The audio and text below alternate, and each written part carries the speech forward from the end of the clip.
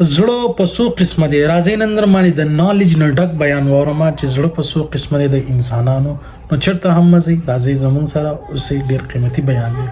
زړه په درې قسمه وي. یو ته ویل کېږي القلب السلیم، روغ زړه.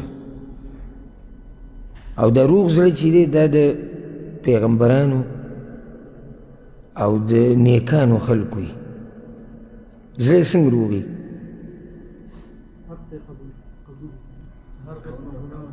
یعنی د نحقو انبیاو نه علاوه نورو خلکو هم قبول کړی، د هغه ګناهونو نه، د هغه خبرو نه د زړه پاکي چې په هغې کې د الله نافرماني. نو انبیا او بیا د انبیاو په نقش قدم تلونکي انسانان هغوی ته الله روغ زړه ورکړی دی. ابراهیم علیه السلام به څه دعا کوله؟ یا الله ما مشر مو په آخرت کې یوم لا ینفع مال ولا بنون الا من اتى الله بقلب سلیم. قیامت پر ورځ هغه سړی کامیاب دی چې په روغ زړه د الله سره ملاقات وکړي.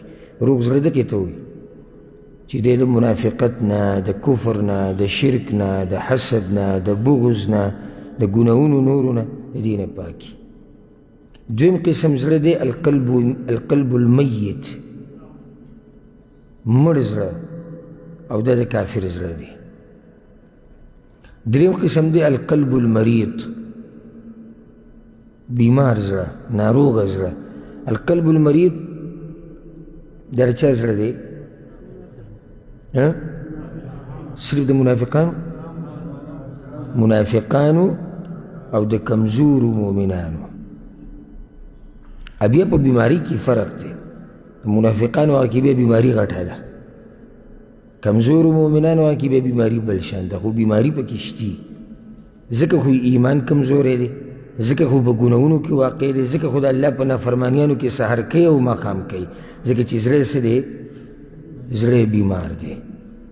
نو دا درې قسمه زړونه دي، دا فایده یاده کړئ. ښه دا د شیخ صاحب ډېر اهم بیان چې تاسو واورېدلو.